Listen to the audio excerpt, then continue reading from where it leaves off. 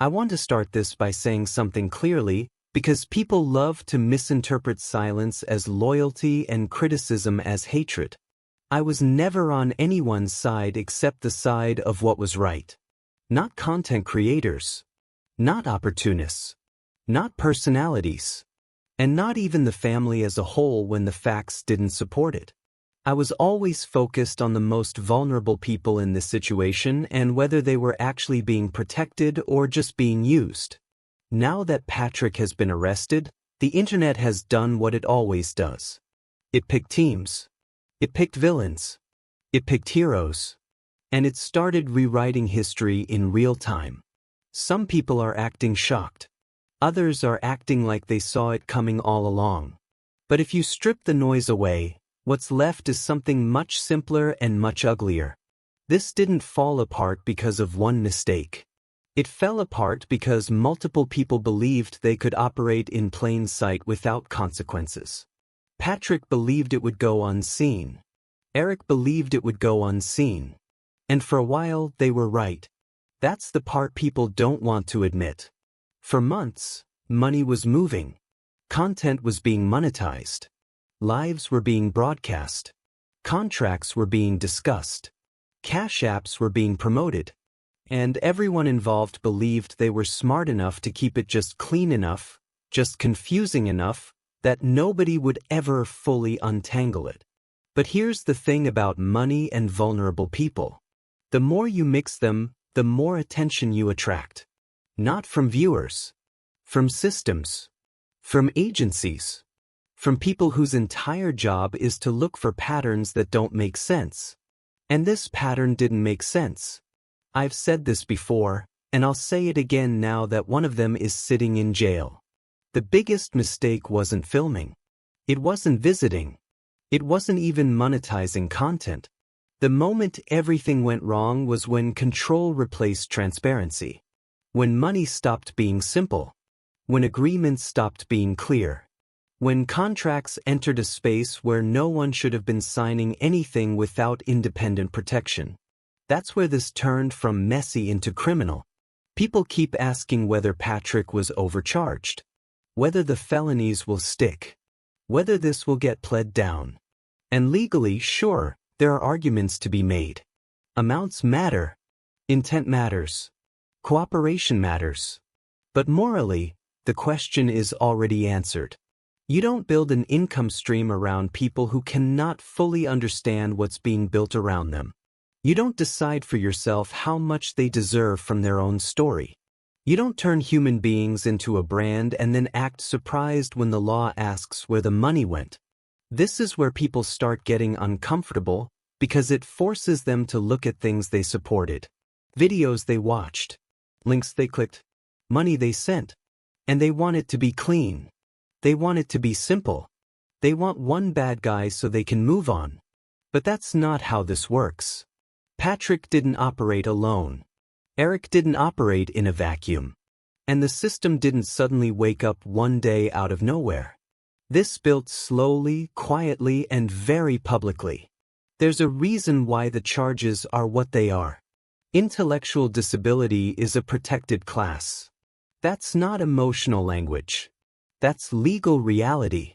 When you're dealing with people who are considered unable to fully advocate for themselves, the threshold for criminal liability drops fast. What might be questionable with one group becomes prosecutable with another. And that's why this case didn't stay in internet drama territory. That's why it crossed into state police involvement. That's why one person is sitting in a cell right now wondering how everything spiraled so quickly.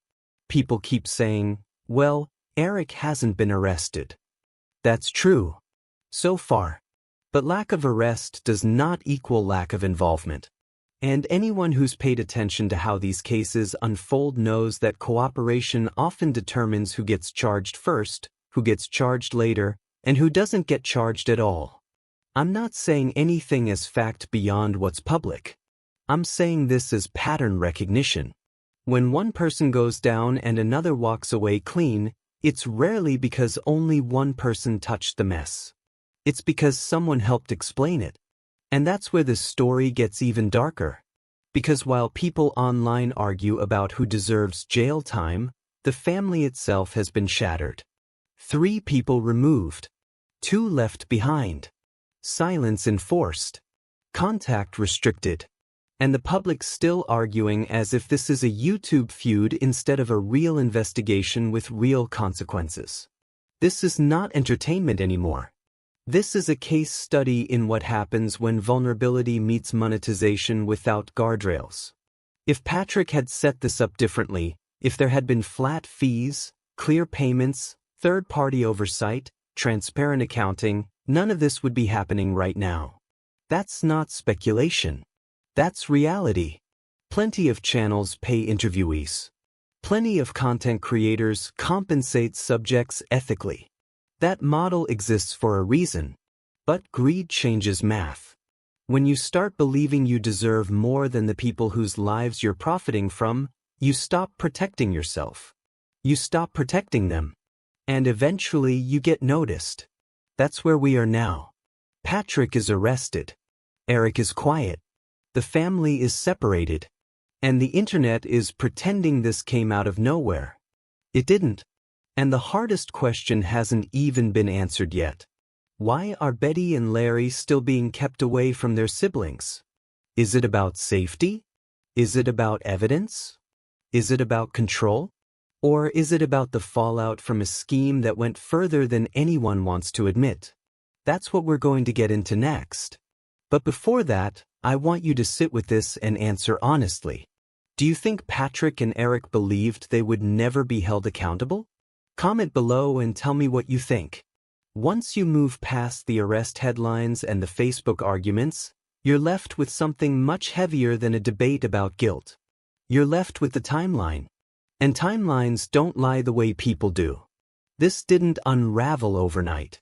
It unraveled in stages, each one small enough to explain away at the time, each one justifiable if you didn't look too closely. That's how situations like this survive for as long as they do. Nobody wakes up one day and says, "I'm going to exploit a vulnerable family." What happens instead is rationalization layered on top of access, layered on top of money, layered on top of control. The first stage was visibility. Once the family became content, everything changed. Not just for viewers, but for the people closest to them. Visibility brings attention, and attention creates perceived value. Suddenly, their daily lives weren't just routines. They were assets. Moments became clips. Interactions became monetizable. And the more people watched, the easier it became for outsiders to believe they were doing something important simply by being there. The second stage was proximity. When someone inserts themselves into a vulnerable household and becomes familiar enough to be trusted, boundaries start to blur. Helping turns into deciding. Deciding turns into managing. Managing turns into control. And control, when unchecked, becomes ownership in the mind of the person exercising it. This is where things stopped being about helping and started being about authority. Who decides how the money is handled? Who decides what gets filmed? Who decides what the family needs? Who decides what the audience is allowed to see? Those questions matter more than people realize, because whoever answers them holds power. And power doesn't need a contract to exist. It just needs silence from the people who should be protected. The third stage was monetization without structure. This is where everything went sideways. Money started flowing in ways that weren't centralized, weren't transparent, and weren't accountable. Multiple platforms. Multiple payment apps. Multiple narratives. And no single, clean paper trail that clearly showed how funds were divided, how decisions were made, or who was responsible when something went wrong. That alone should have stopped everything. But it didn't, because greed convinces people they're smarter than consequences. People keep asking why this didn't get shut down earlier. The answer is simple. As long as everyone involved believed they were benefiting, nobody wanted to ask questions. Viewers felt good because they were helping. Creators felt justified because they were raising awareness. And the family was caught in the middle, unable to fully understand the machinery built around them. That's not consent. That's exposure. Then came the contracts. This is the point of no return. You do not put contracts in front of people who do not have independent representation, especially when those contracts involve money, image rights, or long-term obligations. That's not gray area. That's reckless at best and predatory at worst. Once contracts enter the picture, intent stops being theoretical. The law doesn't care how friendly someone seemed on camera.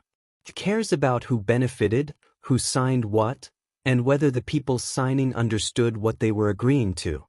And here's what people keep ignoring. Even if the family verbally agreed to things, verbal agreement does not override capacity concerns. If someone lacks the ability to fully understand the scope and consequences of an agreement, the agreement itself becomes suspect. That's not opinion.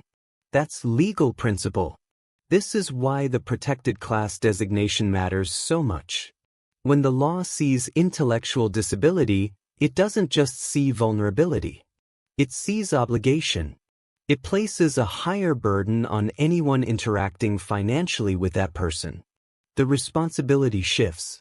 The margin for error shrinks. And the excuses disappear.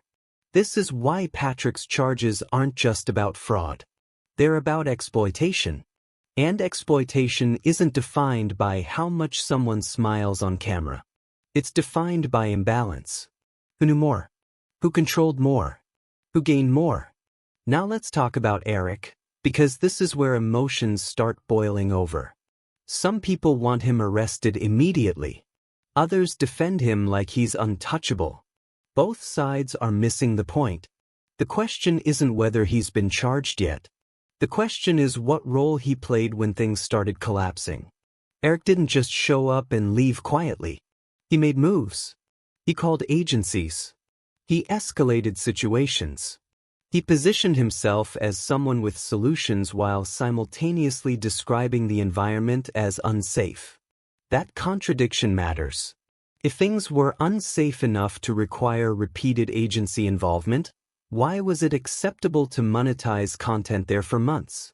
If things were fine enough to film and profit from, why were ultimatums suddenly necessary? You can't have it both ways. Either the environment was too dangerous to exist in, or it was safe enough to generate income from. The moment someone tries to use both narratives depending on what benefits them, credibility starts to crack. And credibility is everything when investigations begin. This is where I believe the cooperation question becomes unavoidable. Not as an accusation, but as a logical possibility. In cases like this, authorities don't just stumble into clarity. They build it. They ask questions. They follow money. They look for inconsistencies. And sometimes, one person decides it's better to talk than to fall. That doesn't make someone innocent. It makes them strategic. Meanwhile, the family itself was collapsing quietly. While viewers were arguing and creators were posting, the most vulnerable members were being evaluated. Homes were being assessed. Risks were being documented. And eventually, the state stepped in. Not because of one video. Not because of one phone call. But because the entire situation had become unstable. That's the part nobody wants to face. The arrest didn't cause the removal. The removal didn't cause the investigation. They all grew out of the same failure to protect. And now we're here. Patrick is locked up, at least for now. Eric is silent. The money is being questioned. And the family is separated under conditions they don't control. People want this to be a morality play with a clean ending. One villain punished, one hero vindicated, and a family restored. But real life doesn't work that way. Especially when systems get involved. The system doesn't care about YouTube narratives. It cares about risk, liability, and precedent. And here's the part one need people to understand. Even if Patrick's charges are reduced, even if Eric is never charged, Even if restitution is ordered, the damage is already done. Trust is gone. Privacy is gone. And the family's future is now being decided by people they didn't choose. That's the cost of believing something would go unseen. Before we move on, I want you to think about this carefully and answer honestly. At what point does help become control? Comment below and tell me where you think the line was crossed. Now we have to talk about the part everyone keeps dancing around, because this is where discomfort lives. Not in the arrest. Not in the charges. Not even in the money. The real issue is influence. Who shaped the outcome before the system ever stepped in?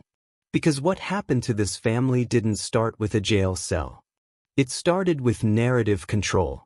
Once a story becomes public, whoever controls the narrative controls perception. And perception influences action. That includes viewers, donors, agencies, and yes, authorities. When enough noise is created around a situation, the system doesn't step in calmly. It steps in cautiously, defensively, and often aggressively. That matters here. The Whittaker household existed in the same condition for decades. Decades. The state didn't suddenly discover it in 2025. Neighbors didn't suddenly realize it existed. The difference wasn't the house. It was the attention. Once cameras arrived, once money started moving, once accusations and counter-accusations filled the air, the family stopped being invisible. And invisibility, as harsh as it sounds, had been their shield. When that shield disappeared, scrutiny replaced it.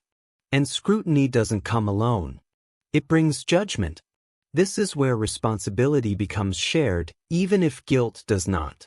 Eric didn't have to be malicious to be harmful. Patrick didn't have to intend prison to cause damage. And the audience didn't have to mean harm to contribute to it. That's what makes this story so dangerous. Everyone involved can point to a moment where they believed they were doing the right thing. But intentions don't erase outcomes. Let's talk about escalation. Calling agencies once is concern. Calling repeatedly is pressure. Publicly framing the situation as dire while privately monetizing it is contradiction. When someone positions themselves as both savior and whistleblower, it muddies everything. Because now the question becomes, are you protecting the family or protecting yourself? Once agencies are involved, the threshold changes. The home is no longer judged against its own history.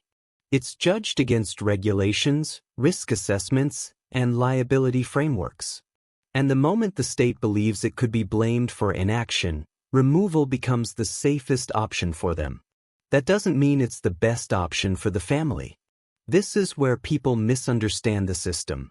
Adult Protective Services doesn't operate on morality. It operates on risk mitigation. If a vulnerable adult is deemed unsafe and the environment is unstable, the safest legal move is separation. Even if that separation causes emotional harm. Even if it fractures a family that survived together for decades. The system chooses liability reduction over continuity. Now add this layer. When money is involved, everything becomes radioactive.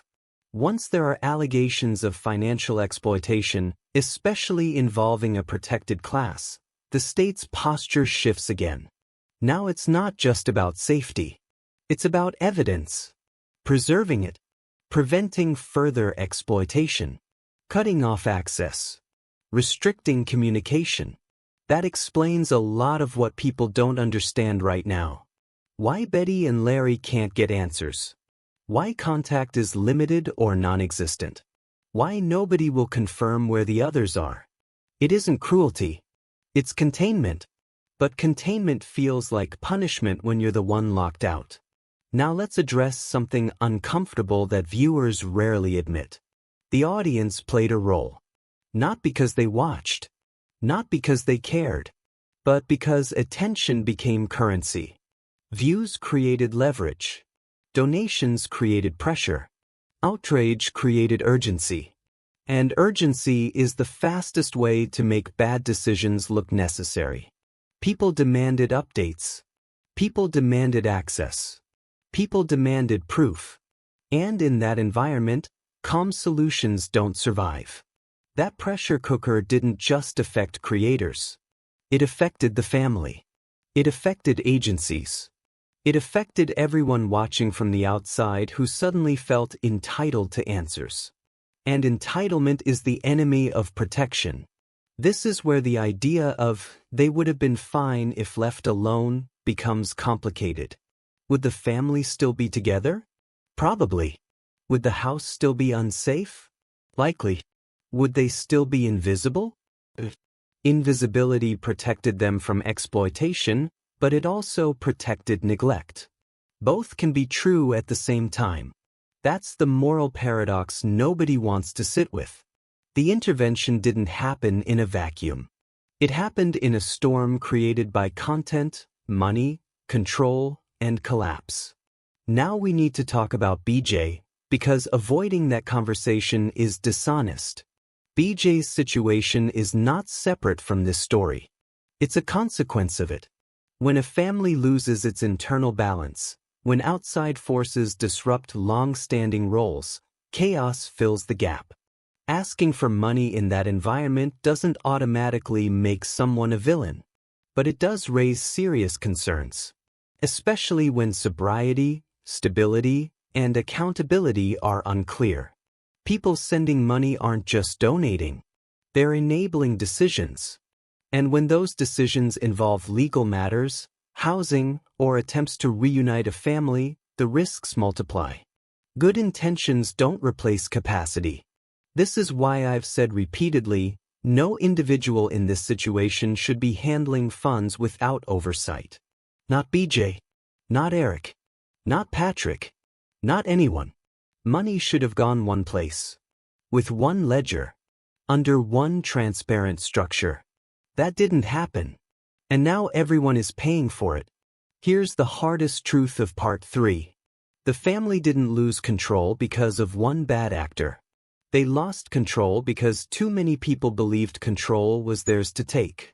Creators believed it. Viewers believed it. Agencies enforced it. And the family was never given the tools to protect themselves from any of it. Now ask yourself this. If Patrick had never monetized, would Eric have escalated? If Eric had never escalated, would the state have intervened when it did?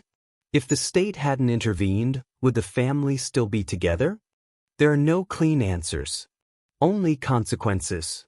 And this is why the idea that someone won or lost here is absurd. Patrick lost his freedom. Eric lost credibility. The family lost each other. Nobody walked away intact. In part 4, we're going to talk about the future. Not speculation. Not hope. Reality. What reunification looks like, what it doesn't, and why some separations never reverse once the system takes over. Before we go there, I want you to answer this honestly. Should the state have stepped in sooner, or not at all? Comment below and tell me why. This is the part most people don't want to hear, because it removes comfort and replaces it with reality. Once the system steps in at this level, things do not go back to normal. There's no reset button. No rewind. No, once this clears up, they all go home. That belief is one of the most dangerous myths still floating around this story, and it's keeping people emotionally stuck in the wrong place. So let's talk about what the future actually looks like once adult protective services, law enforcement, and the courts are all involved at the same time. First, reunification. People throw that word around like it's a guarantee. It isn't. Reunification is a goal in some cases, not an outcome in most. Especially when the adults involved are elderly, cognitively impaired, or medically fragile.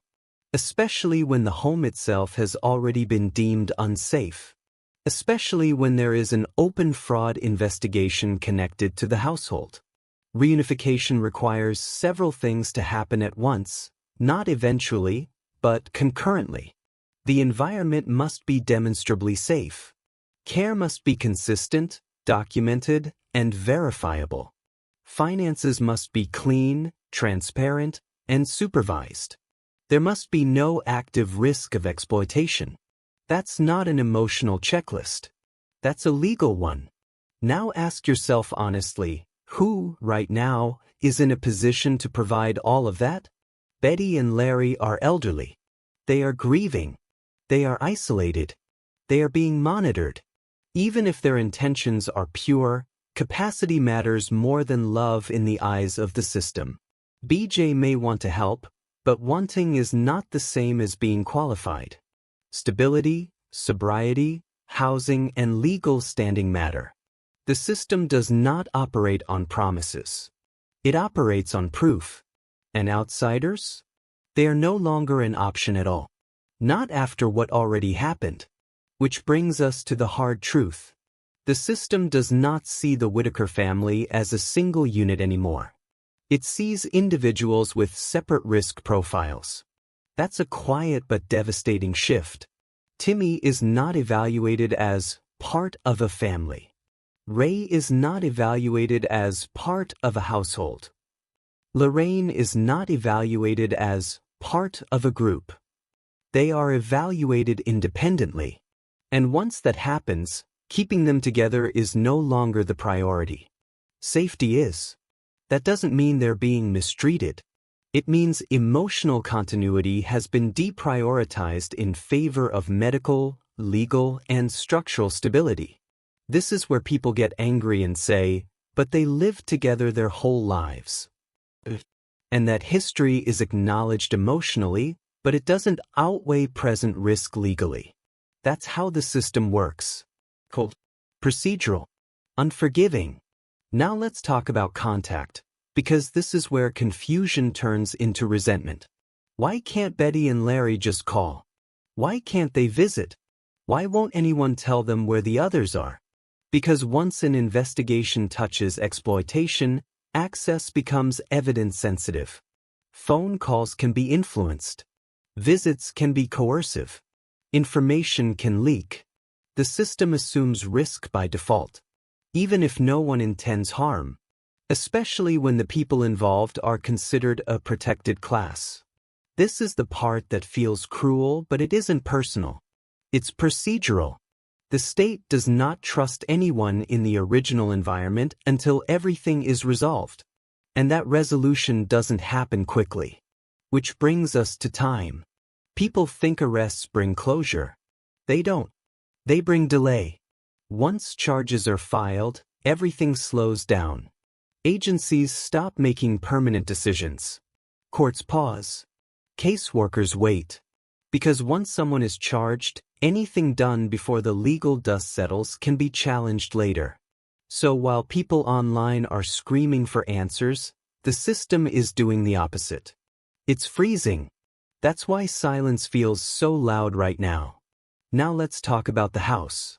Because this is where the future becomes very uncomfortable.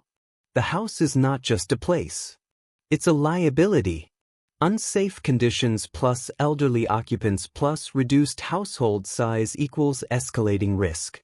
With fewer people inside, there are fewer safeguards. Fewer witnesses. Fewer checks and balances. If something happens to one of them, the other is immediately vulnerable. From the state's perspective, this is not a stable endpoint. It's a waiting room. And waiting rooms lead somewhere. Either additional support is introduced under strict supervision, or the remaining residents are eventually evaluated for placement as well. That's the fork in the road. People don't like hearing that, but pretending otherwise doesn't protect anyone. Now we need to address accountability without scapegoating. Patrick being arrested does not undo the harm. Eric not being arrested does not erase responsibility. The state intervening does not mean the family is safe forever. Each action triggered another. And the biggest mistake people keep making is assuming the system is designed to heal families. It isn't. It's designed to prevent liability and reduce risk. Healing is incidental, not guaranteed. That's why so many families experience state intervention as loss rather than help. Because while safety might increase, autonomy disappears. Now here's the most important shift people need to make if they actually care about the Whittakers' future. Stop asking, when will they be back together? Start asking, how do we prevent further harm? That means no more unauthorized fundraising.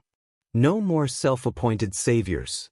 No more forcing narratives onto people who cannot consent. And most importantly, no more pressure. Pressure is what started this spiral. Pressure is what accelerated intervention. Pressure is what keeps the system defensive. The safest thing right now is boring stability. No drama. No money movement. No public stunts. Just quiet compliance while the legal process plays out. And that's the part people hate. Because quiet doesn't feel like caring. It feels like abandonment. But in situations like this, quiet can be protection. In Part 5, we're going to talk about responsibility going forward. Not blame. Responsibility.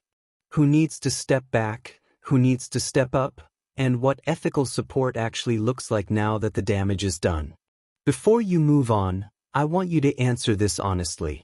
If keeping the family together means keeping them unsafe, is separation still wrong? Comment below. This is where responsibility finally replaces outrage. Not blame. Not theories. Not sides. Responsibility. Because at this stage of the story, pointing fingers does nothing for the people still living inside the consequences. What matters now is who steps back, who stays silent, and who understands that help no longer looks like access. The Whittaker family is no longer a public story in the way people became accustomed to. That chapter closed the moment law enforcement and adult protective services stepped in simultaneously. From that point forward, this stopped being an internet narrative and became a controlled legal environment. And controlled environments don't tolerate freelancing. That's the first reality people need to accept. No more intermediaries. No more, I'm just trying to help. No more personal channels, private cash apps, or emotional appeals framed as emergencies. Those things are not neutral anymore. They are potential violations. Anyone who truly cares about Betty and Larry right now should be advocating for less visibility, not more. Less noise. Less speculation. Less pressure on two elderly people who are already being evaluated under a microscope. Because here's the uncomfortable truth. The next intervention won't be triggered by neglect alone. It will be triggered by instability. Instability includes strangers showing up, money changing hands without oversight, conflicting narratives online, emotional distress caused by public scrutiny. Every one of those things works against the people still in the home. And this is where the internet struggles, because it confuses involvement with importance. You don't have to be involved to matter. You don't have to be visible to help. You don't have to be loud to be ethical. In fact, the loudest voices right now are the most dangerous. Now let's talk about what ethical support actually looks like in 2026. Ethical support respects boundaries. Ethical support does not demand updates. Ethical support does not require access. Ethical support means trusting that professionals, not creators, not commenters, not self-appointed advocates, are responsible for safety decisions. And yes, that trust is hard when the system feels cold. But the alternative has already shown its consequences. People keep asking, why can't Betty and Larry just be told everything? Because information creates leverage. And leverage, even when unintentional, can be used to influence vulnerable people. The system's job right now is not to soothe curiosity. It's to prevent further harm. That includes emotional harm. Which brings us to the hardest part of this entire story. Love does not always mean proximity. For decades, this family survived through closeness, through routine, through familiarity, through shared space. That worked until it didn't. When conditions reached a point where safety could no longer be maintained, closeness became risk. And the system responded accordingly. That doesn't make the family bad. It doesn't make Betty cruel. It doesn't make Larry complicit. It makes the situation unmanageable without intervention. And now, the goal is not restoration of the past. The goal is prevention of further collapse. People need to stop romanticizing how things were. The porch, the routines, the sameness. Those things felt comforting from the outside, but they existed alongside untreated medical issues, environmental hazards, and increasing vulnerability. Nostalgia is not a care plan. Now let's address the elephant in the room. Accountability does not end with one arrest. Patrick being arrested does not close the book. It opens a record. There are still unanswered questions. Still investigations. Still civil implications that may take months or years to resolve. And during that time, the Whittakers are not props in a morality play. They are individuals whose lives are being reshaped by decisions they didn't fully control. That's why restraint matters now more than outrage ever did. If you are a creator, the ethical move is to stop escalating. If you are a donor, the ethical move is to stop sending money. If you are a viewer, the ethical move is to stop demanding access. Silence is not abandonment when silence prevents harm. Now here is the part people rarely consider. What happens if Betty or Larry decline? What happens if one of them gets sick? Falls? Needs hospitalization? Those moments are when the system reassesses everything. And what it sees at that moment will determine the future. A calm, quiet environment with no external interference strengthens the case for autonomy. Chaos weakens it. Every comment, every rumor, every breaking update adds weight to the argument that the environment is unstable. So if you truly want Betty and Larry to remain together, to retain any control over their lives, to avoid further removals, the answer is not action. The answer is restraint. Now I want to be clear about one thing. This does not mean ignoring injustice. It does not mean excusing exploitation. It does not mean forgetting what happened. It means choosing the right battlefield. The legal system is already handling accountability. Your role is not to amplify it emotionally. Your role is to not interfere with it. There will be a time for answers. There will be a time for records. There will be a time for transparency. This is not that time. This is the stabilization phase. And stabilization is boring. It's quiet. It feels unsatisfying. But it saves lives. The biggest mistake people can make right now is assuming silence means nothing is happening. Silence means the system is working carefully. Finally, let's talk about dignity. For the first time in this entire saga, the Whittakers are not being filmed, monetized, dissected, or paraded. They are being protected from the very thing that once brought help. That matters. And whether you agree with how it happened or not, the outcome is something the internet rarely allows vulnerable people. Privacy. So here's the final question, and it matters more than any theory or accusation. If protecting someone means stepping back instead of stepping in, are you willing to do that? Leave your answer below. And if you truly care about this family, let this be the moment where care finally looks like restraint. Thank you for watching this video. Click here to watch another video that might interest you.